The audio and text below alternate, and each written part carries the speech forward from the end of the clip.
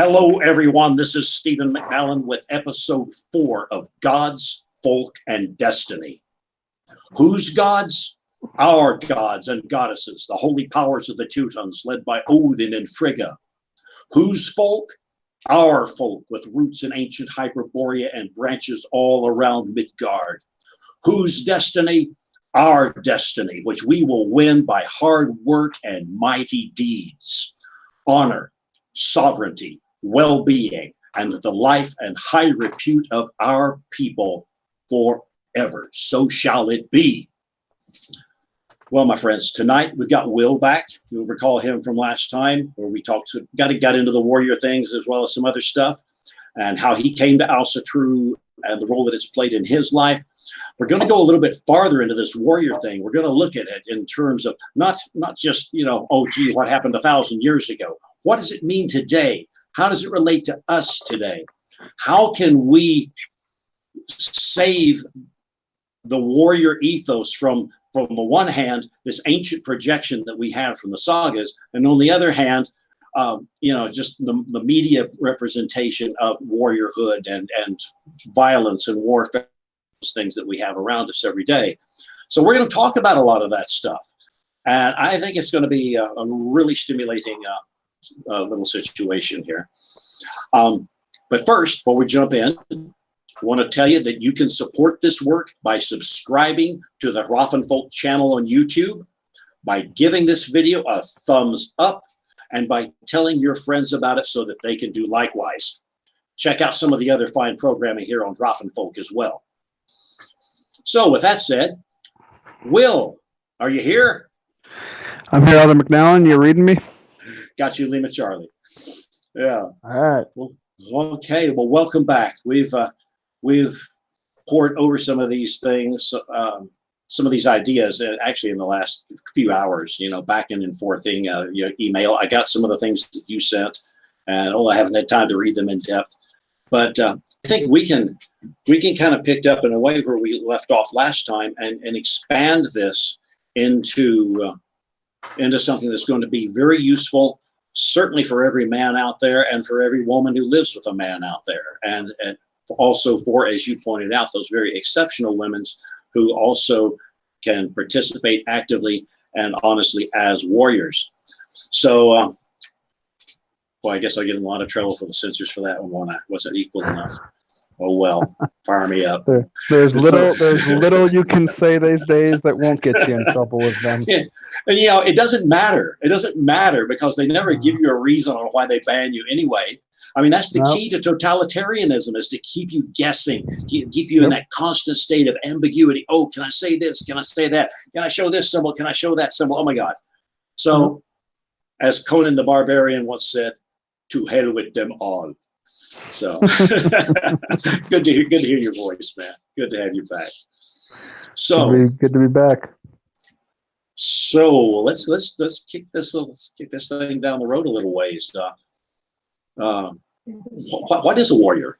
What's our definition of that?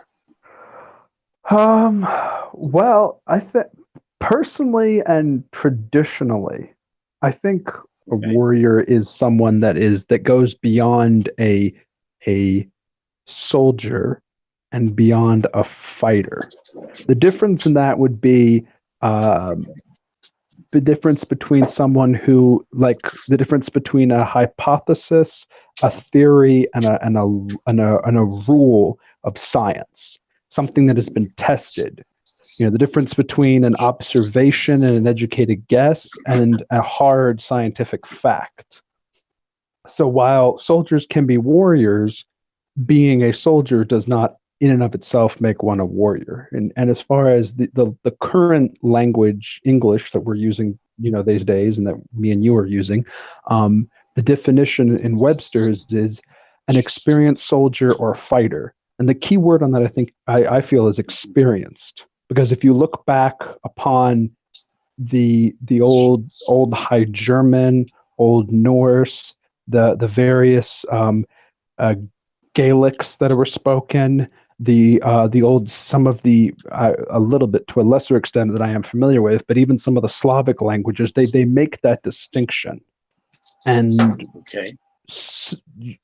if they weren't making the distinction and it was just warrior was, could be all three, you could use them all interchangeably, warrior, fighter, soldier, then why the distinction? And I think the importance of that is that a warrior is an experienced soldier. One can go through the training and one can test themselves, be it in the gym or be it in a controlled environment.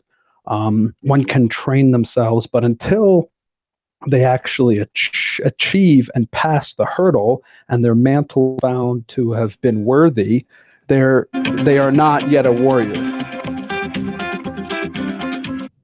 You still reading me? Right. Yes. Got you. Okay. So in other words, you've got. Yeah. that was the song of the Valkyries listening in. I don't know. Oh, excuse me. I'm trying to keep from coughing again. I feel like my lungs are like full up to here, and so far that is I'm hanging in there. But it's kind of a little funny sometimes. So in other words, it's all about being tested, because war is chaos, and the individual has to be in the right place at the right time and respond correctly to that. So in other words, they got to have trigger time. In other words, basically. Yes. You still getting me? Yeah, I've got you. Good. Okay, good. No, definitely, because and even while we tend to mythologize past and even romanticize to an extent past warriors, if you look at the cultural lore and the folk tales, it was, even if it was in cases overly romanticized, it was what we envisioned as a warrior. And you can see this in the traditional tales going all the way back to antiquity, the strong and the capable putting it all on the line against either tremendous odds or tremendous beasts or cruel warlords. Right. And it was interesting because there was a distinction there, whereas, a warrior was someone who had achieved a level of capacity, had that capacity through training, had that capacity then tested against external as well as internal, but more external. We'll get to a bit more on that distinction here later. Sources and circumstances, and then had been able to prove that capacity. And that was for the past. Going into today's warriors, that it gets a little different because, as I spoke last week with the battlefield has changed and the weapons have changed. So if you're speaking about today's wars, if the greatest challenges were surviving hostile elements and defending a family, both against aggression while carrying out aggression to provide for your family, and those were the greatest challenges, today we have shifted more towards a cultural war than an actual physical one. But one cannot, realistically imagine themselves a warrior if all their experience is on a keyboard. Hence, we get the term a keyboard warrior. Exactly. Yeah. Exactly. I think today, when it comes to what makes a warrior, is one who carries the traditional capacity for violence. Because let's be honest, throw all the money out, throw all the gold out, throw everything else out that we have given credence as currency to, and violence really is the most transcending currency on the planet. It is the one thing that has complete and utter universal value. The morality of that aside, it's the one thing that is acknowledged that if you can carry it out, and to a greater capacity than the person for which you're standing against, more often than not, you have a greater value, at least within the realm of violence. But it gets a little tricky for modern warriors because the capacity for organized violence can be hijacked. And so that's where you have to look upon very carefully to what ends that violence is being carried out.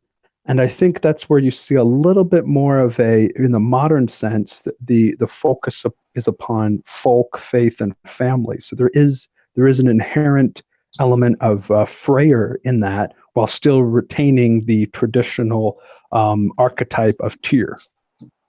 Mm-hmm. Okay, that's interesting. Yeah. All right. What about the Odinic archetype? Is that more for the literal active warrior kind of scenario? How does he fit into all of this? You know, to be honest, as I've often found is the case when trying to quantify, be it on a spiritual level or on a archetype level, pedigree, for lack of better expression, the Odinic way, I've always found that he tends to transcend all of them. You know, we look at Tyr, we just look at the embodiment of the pure warrior ready to do what others would not. We look at Freyr and we look at one who accomplished that task and then went on to many, especially in this day and age, would consider the greater and higher duty of fatherhood and providing ship while still retaining his capacity for violence to defend those most precious and dear to him. With Odin, he follows both of them. He transcends both of them. And then you could even say embodies a third element, which is more for his own desire to achieve that, which you see in his many adventures and his many desires to do something not necessarily in service to other people, but sometimes just for his own curiosity and to see how a bet between him and Frigga would go. So he's doing it for his own betterment and his own evolution.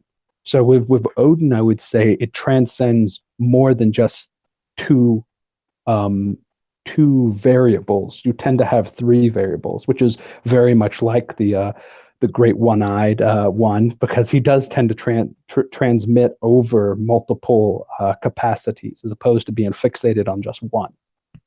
Yes, he's sometimes been called the god of everything, which and aptly named. A slight exaggeration, perhaps, but it conveys the idea really rather well. And of course, the meaning of his name has nothing to do with violence or warfare per se. I mean, many of his nicknames do, but all of his nicknames are basically just an expression of, Proto-Germanic. Woldanas, it's all about, it's about inspiration, it's about wisdom, it's about all of those things. And you can see how that would tie together into violence, the battle frenzy and Berserkskanger and so forth. But not his main thing. His main thing is sovereignty, working his will, and the wisdom in the broad sense of the word. Not wisdom like, oh man, yeah, I've been sitting here and I'm really zenned out, man. I must be getting some wisdom. No, Odin's wisdom is a furious wisdom. Yeah. Tell me more. Definitely. That's great. Yeah. No, that's what I think. So as not to just theorize for the sake of theorizing and being long-winded, that's how I would definitely summarize those three particular avenues as they apply both on the traditional and historical levels. Okay. So what does the keyboard warrior do? How does he become a real warrior, or something approximating a real warrior anyway? I mean, get off the computer and go to nature. Okay. I can't emphasize that enough.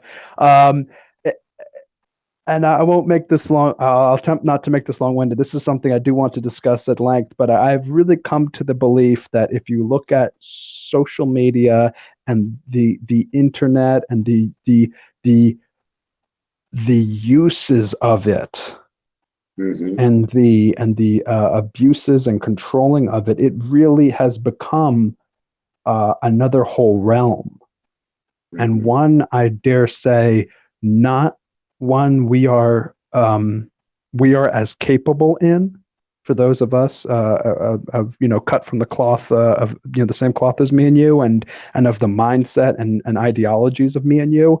It is one I feel innately been designed to pen us in, shut us up, and control us. So while there is a great capacity to communicate there, and it can be definitely used for a lot of good, I don't feel it's a realm we're supposed to be spending half as much time as we do. And I'll be honest, I'll raise my hand as guilty of that on multiple accounts.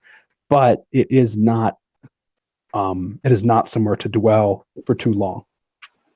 Yeah, I used to raise that point on multiple accounts, and then I got banned from them all. Well, gee whiz, I wonder why. Ich weiß es nicht. I know nothing. Yeah, what can I say? But yeah, to answer your question very directly, how does one transfer? Fighting the culture war is good. Working your meme magic is awesome. Balance it. Get outdoors and get into real life. If not for, all the sake of, for really your own sake, and among many other things, but really for your own sake. Yeah, I'm absolutely 100% with that. When I got kicked off of Facebook, I've got to say, I miss the endorphin rush comes from, liking a post, making a post, sharing a post, all of that, because social media gives you the illusion. It's not entirely an illusion, but it amplifies what truth there is to the idea that in working on social media, you're doing good, that you are, red pilling people. And to the extent that you do, that's awesome. But the addiction is very real, and it's there. Oh, yeah. And I think the warrior needs to be free of addictions, any kind, really. So, definitely. Okay. All right. So let's expand this idea. We talked about the keyboard warrior who does his thing, and insofar as that keyboard warrior is in service to something larger than himself, I think that's inherently a warrior thing to the extent that it goes. I mean, you're not, and you may catch flack, but it's not the literal kind. It's just the figurative kind. Right. So how about the young man? Who comes? He's 18 years old. He wants to be a warrior. He thinks he knows enough to know that that's really not as easy or as obvious or as pleasant as he may think it is. He's a little bit ahead of the curve on that. But how does he gain the character and the strong points that are essential to being a warrior? Well, I think the first question I would answer, I have been asked this question before from those who know me or have been, advised to talk with me on this topic. My first is to answer their question with a question, and that is to what end and what is your goal? Because there's levels to this, and we'll get back into that part too a little bit later, but there really is levels to this. And I think in this day and age, one would be very foolish to not look at society's version of a warrior is still currently is more or less based off of what it was, going back a couple of centuries. And the problem with that is that nowadays, following that, you aren't able to make your own decisions when it comes to the use of your capacity as a warrior. So keeping that in mind, if you obtain those skills and capacities, which is good in and of itself, but one has to be aware of the institutions that preside over today's warriors and to what ends they're utilized for, of which you are not going to have a very clear or definitive answer sometimes on what your goals are. And you yourself aren't often going to be able to have much say in the matter. So while it is, and like I said, we'll get into this part in a little bit later because it factors more heavily into. So while I definitely recommend measuring up to a higher standard, one has to keep readily available in your mind that to utilize the training provided by those organizations to both empower yourself and to your own capacity as an individual and for that of our folk, you do have to keep in mind that that empowerment is not going to be just yours, at least not for a certain period of time. Those skills will be put to use by those in control of the systems, and you are not going to have a very much say about that to the contrary if you feel so. So that is an honest, I think, assessment of the situation. I would agree with you completely. The warrior, certainly the soldier, and beyond that, the warrior to a large extent is a tool of interests that do not necessarily, to put it mildly, coincide with the good of our folk, or anybody for that matter. Yeah, this is true. Yeah. So it's a real dilemma, really is. Nothing's as simple as we would like it, is it? Yeah.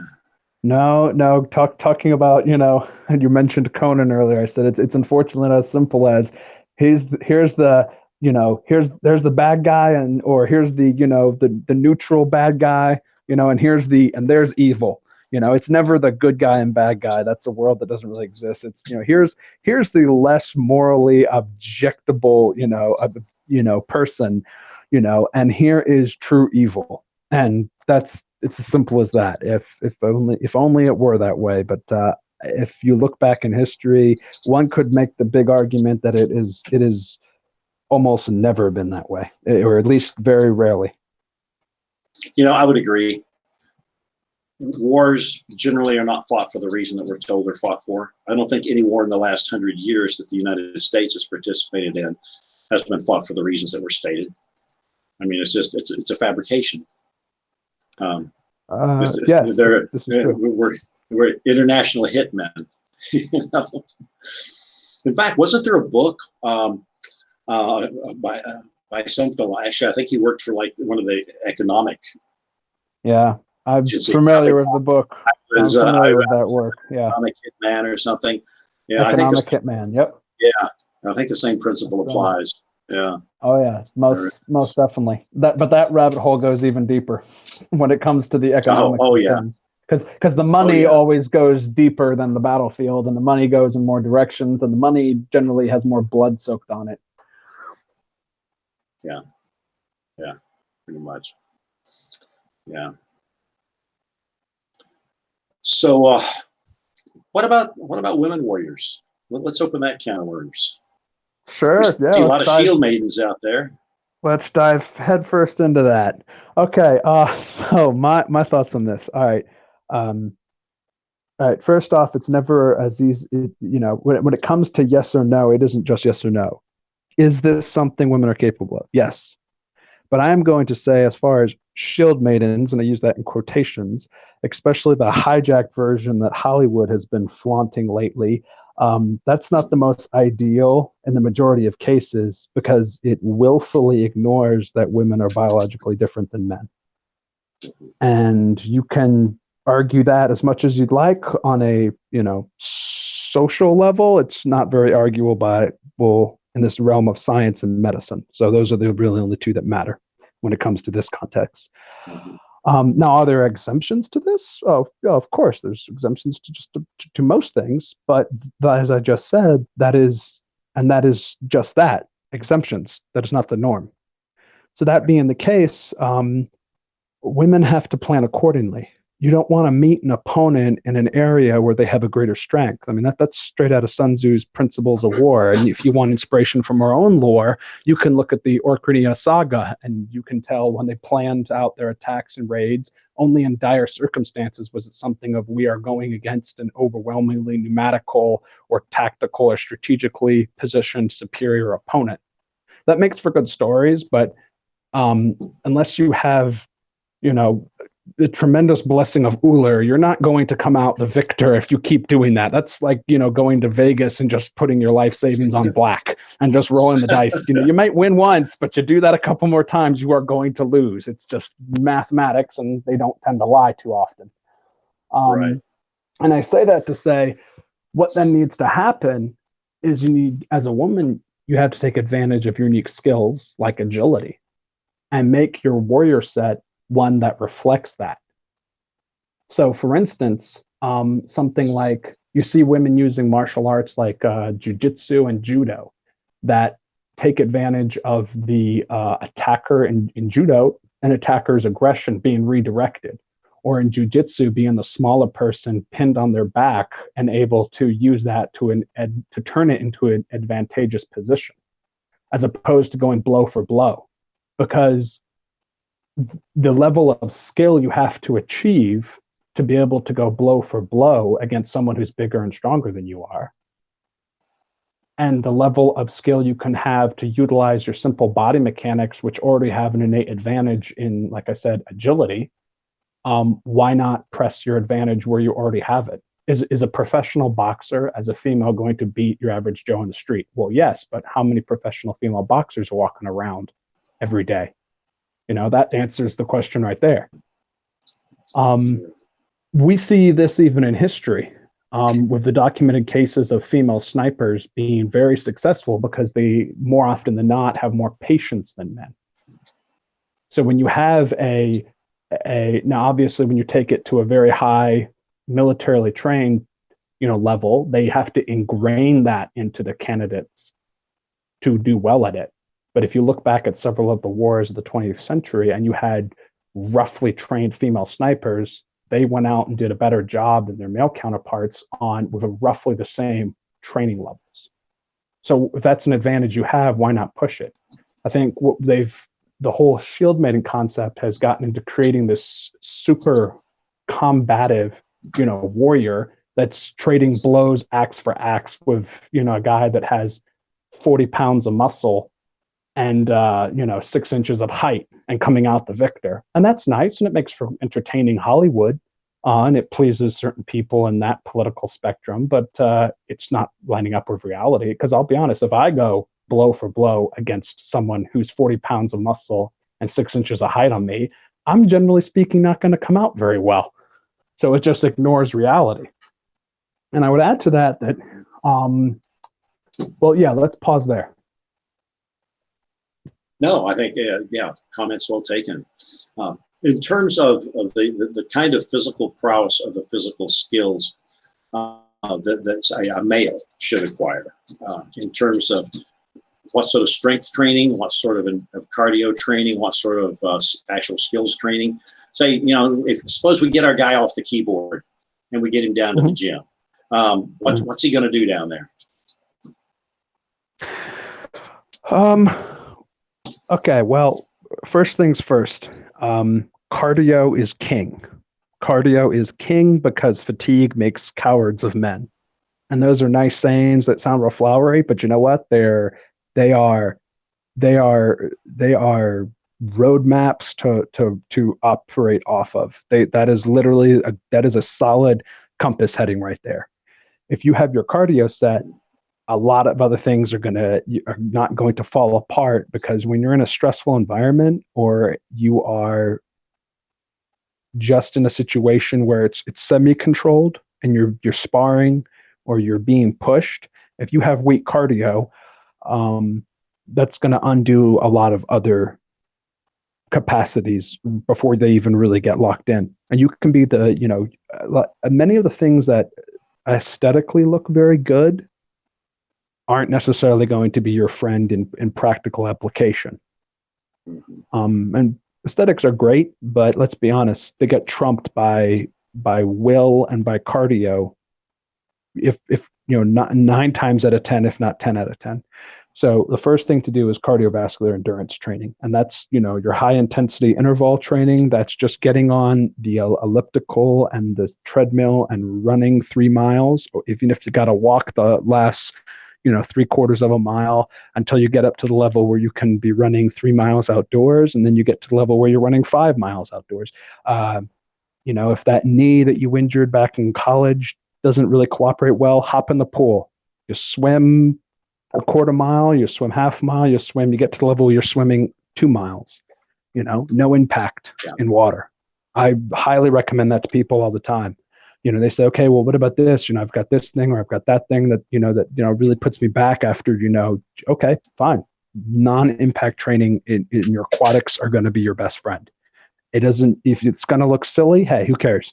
If you're worried about that, then you're never going to improve. Get in the water and get yourself some, cheap goggles and just swim laps until you can't swim laps any longer, and hop out before the lifeguards got to pull you out. And then you go back the next day or the day after. And the best part is you never have the level of soreness and pain from some of the other training that, that has to be acknowledged depending on what you're, starting out is definitely, or what your age is, can definitely be a bit harder on the body. Water, you don't have to worry about that. So the highest thing I can recommend is aquatics training. Get in there and swim laps until you can't swim. Like I said, then get out and go back the next day and you do it all over again.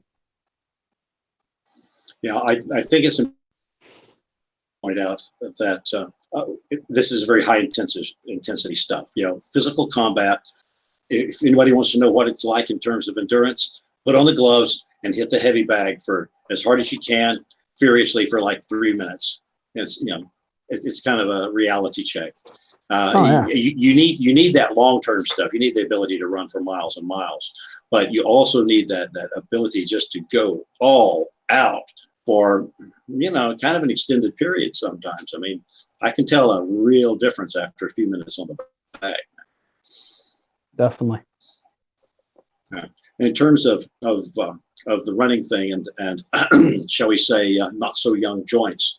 Well, I've certainly had my ups and downs with that over the years.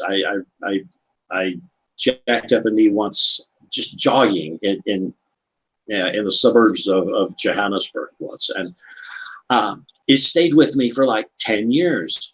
I knew the moment it happened, and it didn't go away until 10 years later. I got up and, oh, okay, that's all right now.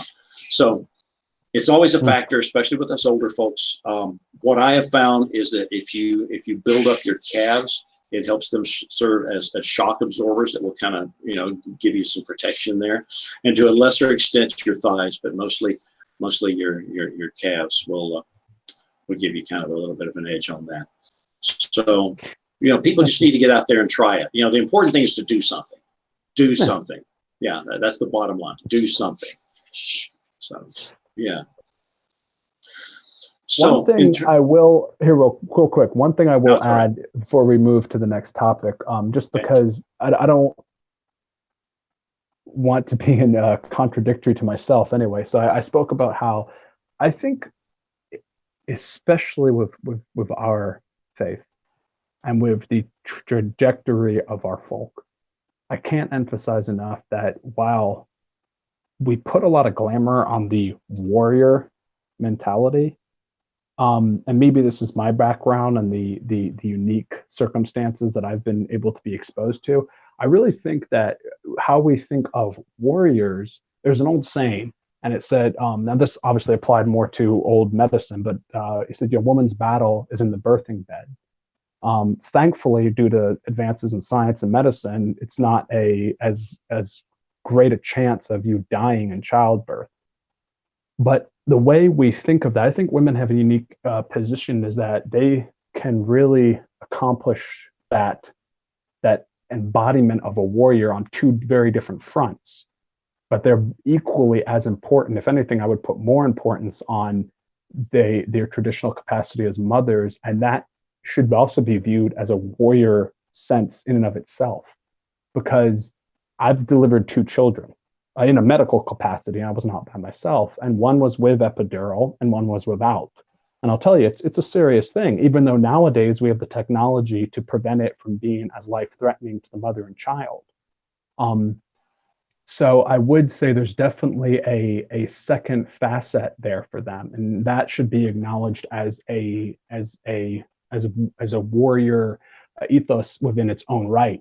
Because, I mean, to quote, I believe it was Nikolai Tesla, said, women weren't designed to do all the things men do. They were designed to do the things that men can't. And while you see, yes, a woman can, achieve a martial and combative capacity within their own right, they still have a hunal capacity that, we will never accomplish.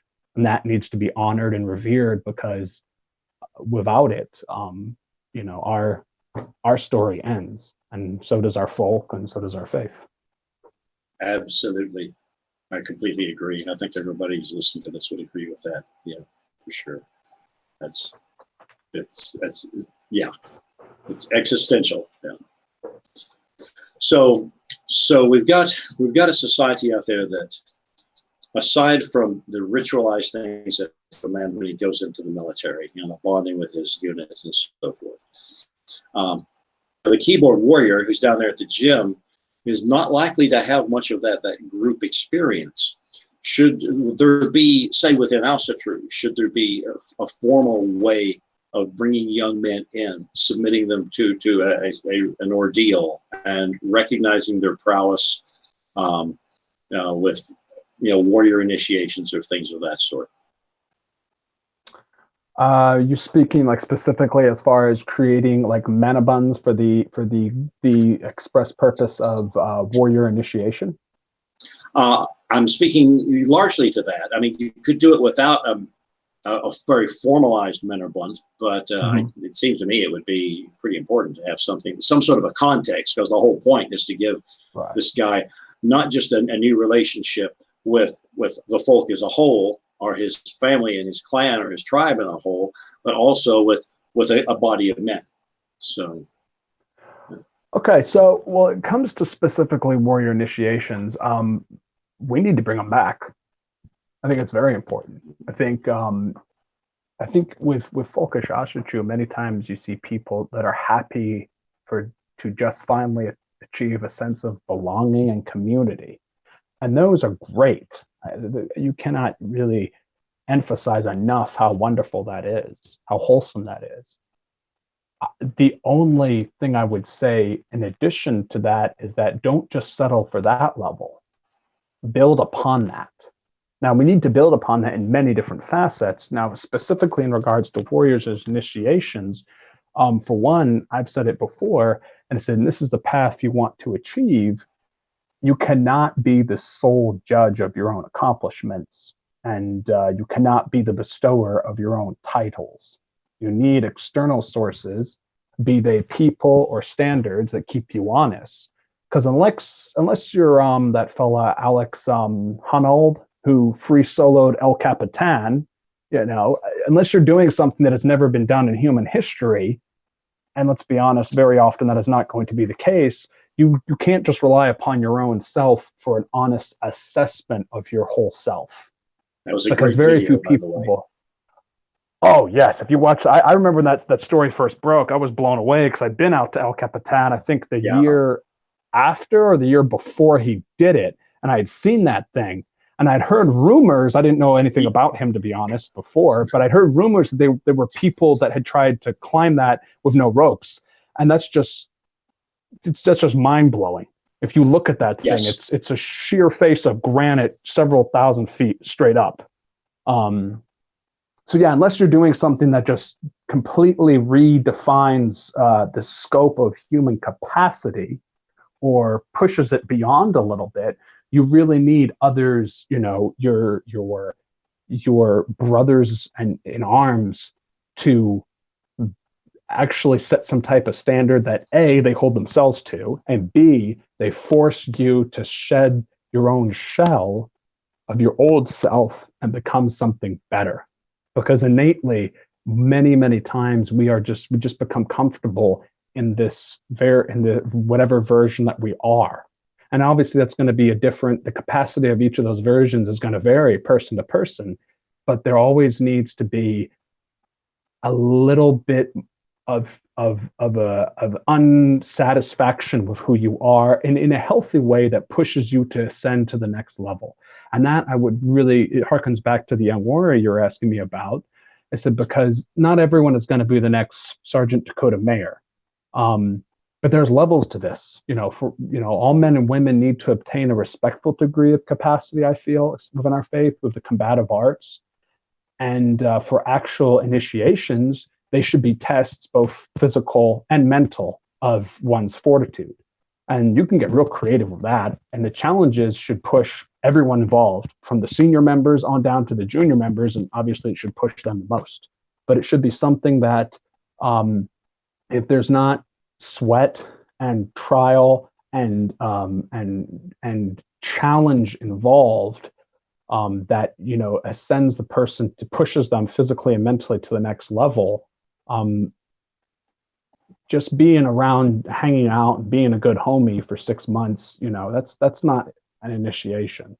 That's just joining a social club. You need to do more than that. You need to push yourself beyond that. If you're going to once we're going to enter into the realm of warrior, then we need to add validity to that title by testing it in ways.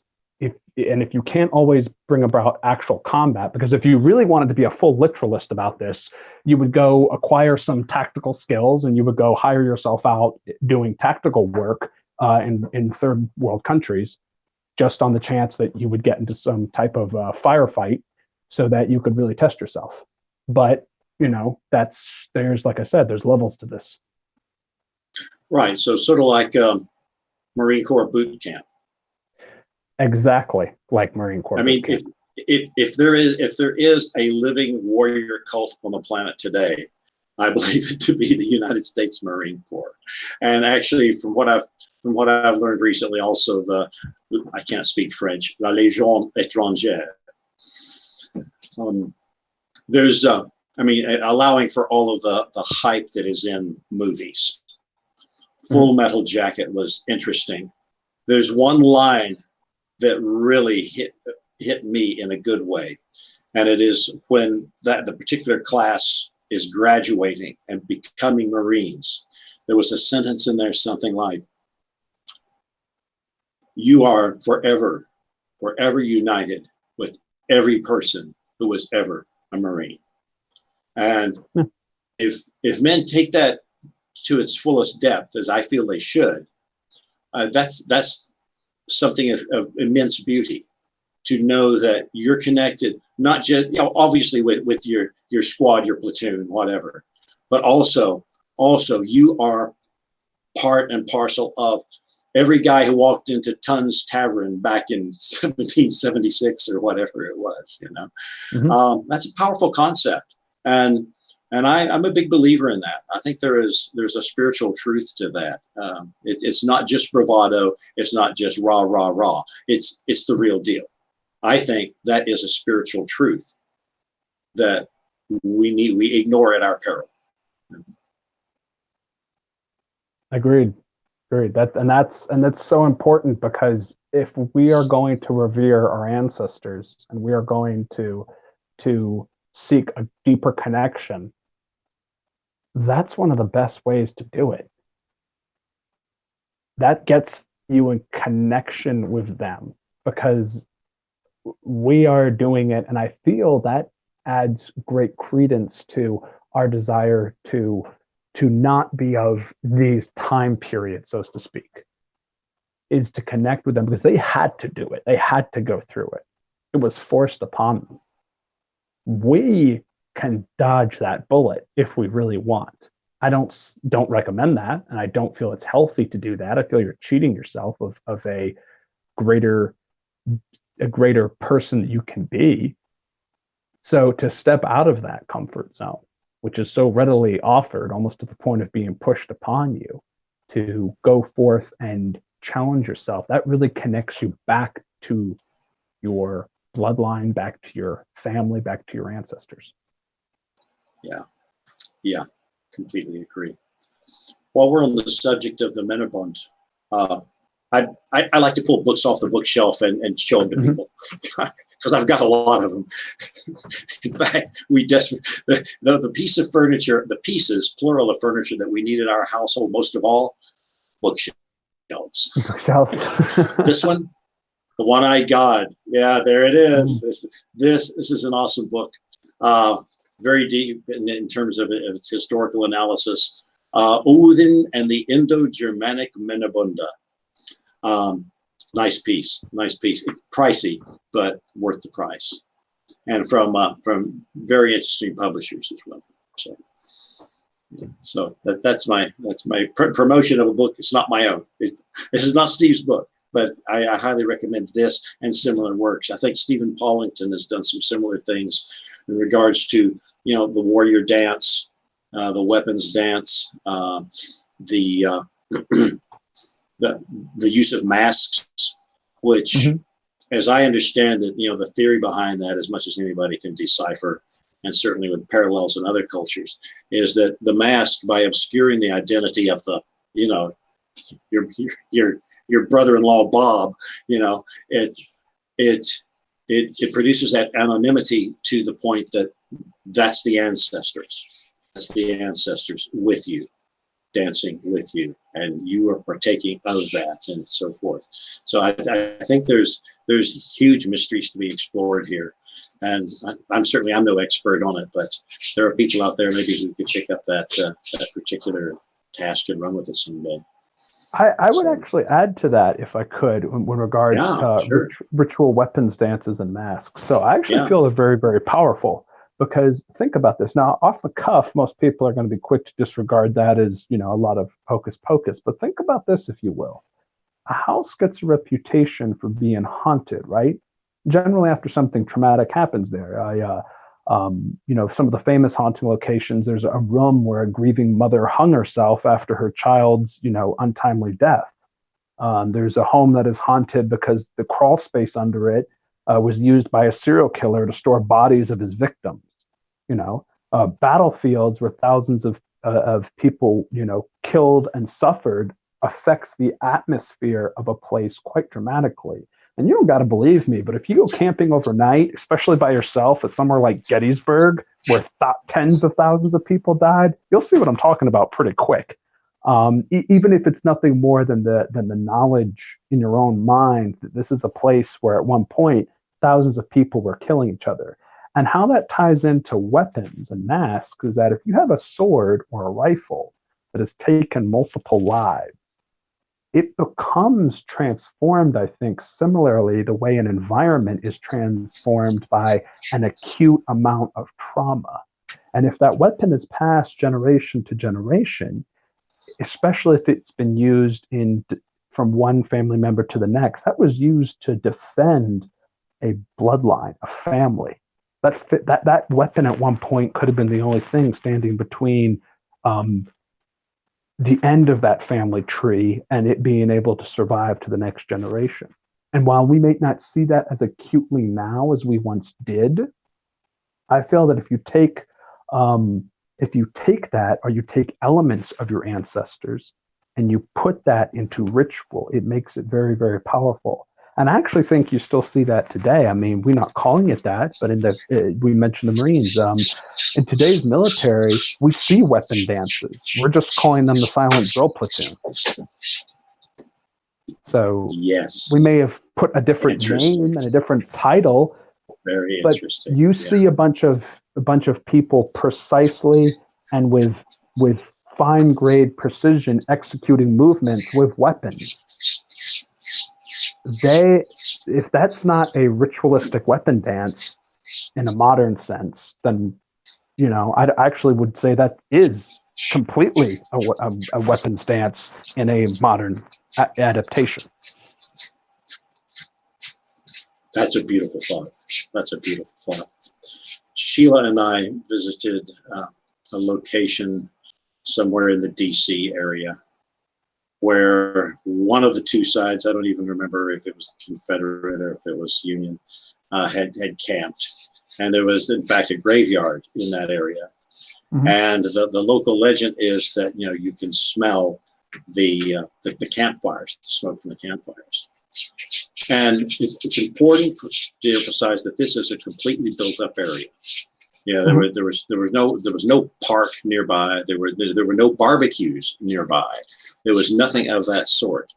And yet there were places where, for just a space of a few feet, we could very distinctly smell wood smoke. And urban area, no restaurants open, nothing like that within blocks, miles, who knows. It's always easy to discount that stuff, but I'm not really a skeptic when it comes to things like that. I think that places and things retain an essence that is of immense power.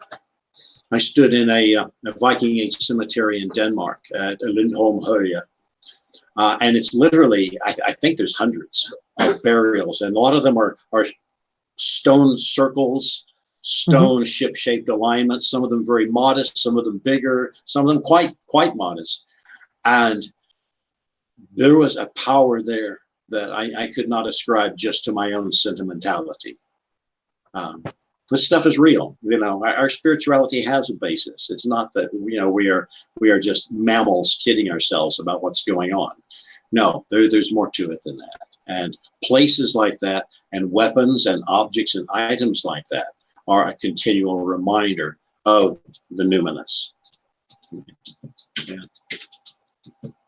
Well, when you have something like that, especially over time, And this doesn't always have to be for instruments of war. This could be for tools that are passed down from generation to generation. Things, I believe, are imprinted. There's an imprint left upon certain things within reason, but I feel there really is an imprint both metaphysically and meta spiritually that is left there. And that is a way that's at the Hoff on the ancestor table. That's why we have, people bring items from their ancestors for their, to place upon the altar during the weekends of the events. And I feel that's very powerful. Yes. Which actually kind of brings us around to a way to at least start to wrap this up. If Dave can hang with us for a few minutes extra, I think we might go over it for a few minutes, but because we've got so much here, we can talk for hours, but let's not. Oh my God, here comes my cough. Oh my God.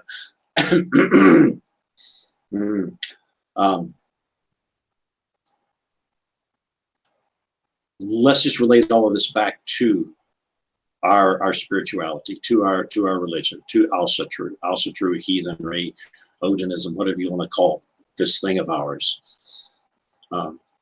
Seems to me that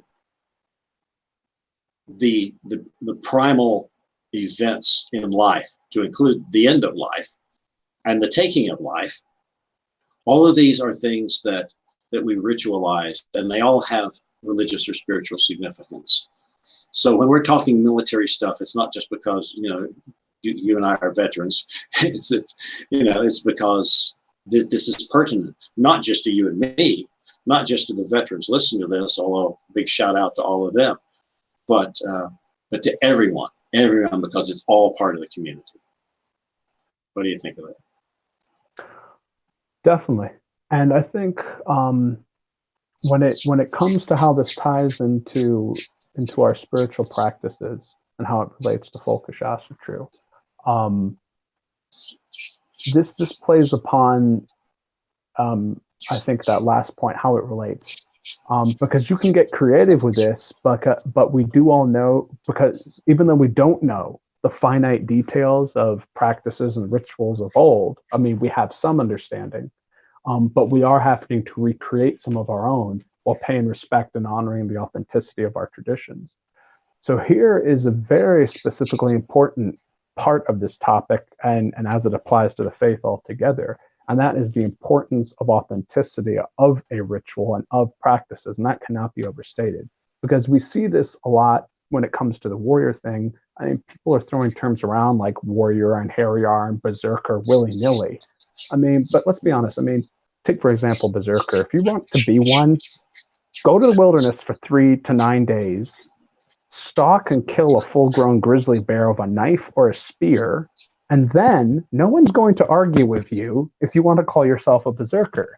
But until you're ready to go to that level, let's not jump on top of a lofty title, because it fills us with power. Titles are like symbols, and practices and rituals, a gift for a gift. You can't just take from them to fill your own needs. You can, but you have to give back to them. You have to add to their own validity and their own credence. Obviously, I'm not, you're not going to see tons of people running off to kill bears with, hand weapons. And I would, the media would have a field day with that one. There's Folkish Asatru, they're coming for all the bears. But it's hyperbolic, but the point is made. It needs to add it. That goes both ways. A gift is a gift calls for a gift. So at that point, you really have to add to it with authenticity, either from tradition or from accomplishments that took striving for and work to obtain. And it shouldn't be easy. And that's how it applies, because if you're not adding the authenticity and the validity to it, you are in a way going to be taking from it. And you do want to take from it. It's supposed to nurture you, but you have to return it, because It isn't our thing. Our thing isn't just ours. It has to be handed off to the next generation. Exactly. A gift calls for a gift, and so forth. And it's this whole spirit of overcoming, I think, that is certainly crucial to the warrior path. And maybe that's a little bit where the the one-eyed guy, steps into this, is this whole idea of overcoming with a big capital O and a Nietzschean, triple underline, whatever. I think of Odin as a god of overcoming. Overcome your weaknesses, overcome everything that separates you from being more, doing more, accomplishing more, being wiser, stronger, more connected, whatever. So it does all come together after all. We have Tyr, we have, Freyr, we have the one-eyed guy again. You had mentioned a book in the notes you sent to me, and that was it's on killing by it's on killing by I believe that's Colonel I was about to give you the wrong name there for a minute. Colonel Dave Grossman. Yes.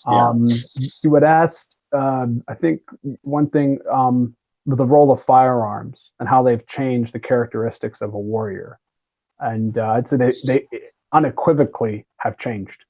The age of the sword and shield, romanticized as much as it is, it did boil down to a person being able to commit violence or kill at close range. And that's very different than engaging a target at 300 yards with a high-powered weapon.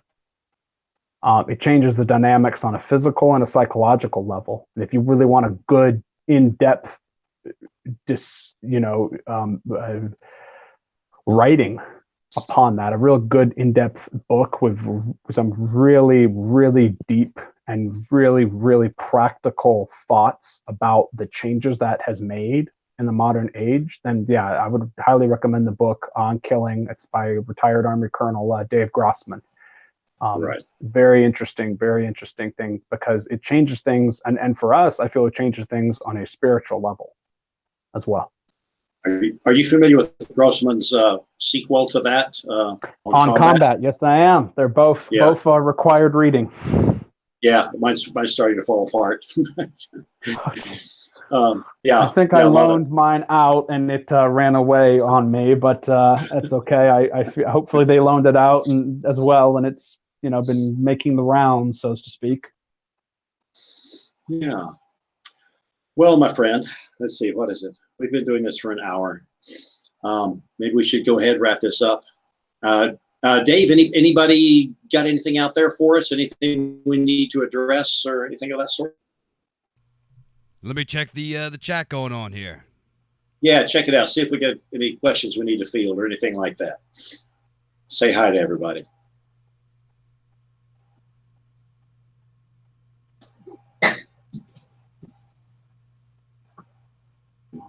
I got a quick question. You guys are talking about martial prowess and all this good stuff.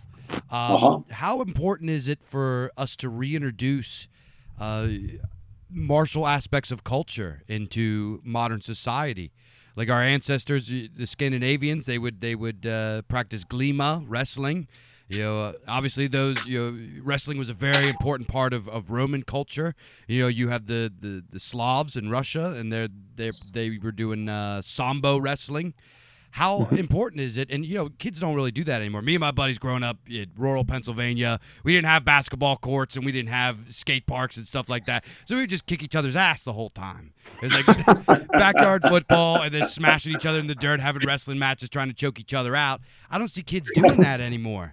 How important is it that we reintroduce that and maybe just like have it as a part of a tradition or a culture, or maybe like at holidays have the men wrestle or something like that? What do you think about that? I don't know. It sounds pretty good to me, but you have the authorities intervening immediately. Well, yes and no. What you get? Because, well, I would say yes and no to that, only because, okay, so in this very Orwellian world that we're heading into, true masculinity and its capacities that come with it, okay? The central systems of power are either going to try to accomplish either one, controlling it, which we've talked about a little bit earlier, and under very strict parameters for their own goals, or that you're going to kind of socially engineer it either into a corrupted form or into non-existence. So it becomes imperative for groups like us to retain that in and of its sense. And I think the biggest thing that can really be accomplished. So you can't look at the way things are now and the way life is and go, oh, I want this capacity, but I don't have an easy route to it. I mean, to be honest, just talking yourself there, how instrumental growing up and pushing yourself and testing yourself against another, young fella, even if it was just wrestling, how instrumental that was to you. Yeah, big time. That can be still accomplished. And like you said, you don't need a skate park, you don't need a basketball court. It can be as simple as deciding that, okay, one thing I would say is that you can get a group of people together, and it does not have to be a huge group. It can be one other person, it can be 3 other people, you can have a group of 2, you can have a group of 10. If you get together and you say, okay, identify the 2 people, if you want to take this to a level, like an actual beyond just meeting up, putting on pads and sparring a little bit, and that's good. That's a beginning level, and that is a great thing. Save up, go buy yourself some boxing gloves, get yourself a mouth guard because dental bills will be expensive if you're knocking each other's teeth out, and you just do a little bit of sparring. Yeah. If you want to take that to another level, bring your group together, identify at least 1, maybe 2 people.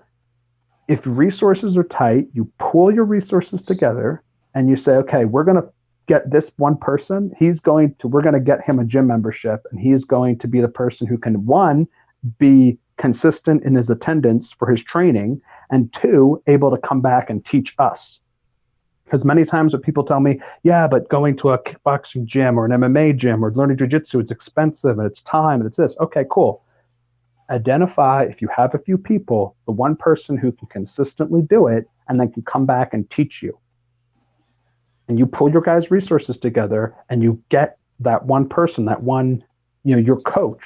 So to the person who becomes your coach, and then he comes back, and that will further enhance what you're already doing, even if it's just putting on gloves and a mouthpiece in the park and doing some light sparring and just working, with what little knowledge you guys have. You can learn this stuff. You can get a person, one of your guys, to learn, and then have him come back and spread that knowledge to you. Yeah, I was speaking with my buddy Rob Stam. Yeah, he's another AFA guy, really, really good guy. I'm sure you guys are familiar. And he was telling me about, he was in the service as well, and he was telling me about, his experience with talking with guys going overseas and stuff like that. He said that he noticed that, his heathen brothers in the military had a much easier time digesting, their experience overseas when they came back home, as opposed to the folks that are of other religions or no religions at all, because of the inherent martial aspect that comes with our faith. And, I think that's something that I think it's something that gets memed and overplayed a little bit too much, and it gets a little cheesy. But I also think it still needs to be, remain a pillar of our faith, is this idea of martial prowess. Because, I mentioned Julius Evola a lot recently because, I went back and I reread some of his stuff. And I don't agree with everything that guy had to say. But he was absolutely a brilliant guy, and he had a lot of really profound moments. One of them that I feel is one of his most profound is that society begins to decay when it starts to see violence and war and fighting as a tragedy instead of a way of life, instead of a passage into manhood. And I can't agree with him more. I'm a millennial. I'm the oldest of the millennials. I was the first of in kindergarten class, we got the first computers. We were the first millennials. I saw the transformation I remember when I was a little kid in elementary school, if you got into a fight, the teacher would be, all right, take this outside. And we would fight it out outside. And at the worst case scenario, they would call your parents. And then I remember in high school, like post-Columbine, which in my opinion was kind of like what changed the school culture. I got into a scrap with one of my friends one time. I made fun of his girlfriend because she was a jerk. She's she's a bitch. I'll say it. She's but I made fun of her for being nasty and stuff, and he got real mad at me, and he came at me. We got into a little scuffle. It wasn't even really anything. We didn't even really he pushed me and I punched him, and it was over after that. They called the police. They suspended us. They tried to get us charges pressed against us. It was this outrageous stuff. Just two young men. Nowadays, it's even worse. It's even worse. And these young guys, they get, they're literally turned into eunuchs by the public education system. They're not allowed to express their masculinity, to express their aggression in a natural way. And I think that we should really make an effort to implement that into our culture as a faith, because we aren't just a faith. This faith comes with culture. It comes with all of these other things. So I think that this talk about the warrior archetype, the martial prowess, and how that connects to spirituality and stuff is monumentally important. Yeah, I agree. And Will, I really appreciate your coming on board, and you're a fount of knowledge. You really are, and your thoughts carry weight. And I'm very glad you've been here. Well, thank you. Thank you for having me. It's always a pleasure. Always a pleasure speaking with you. All right, gentlemen, we're going to wrap up.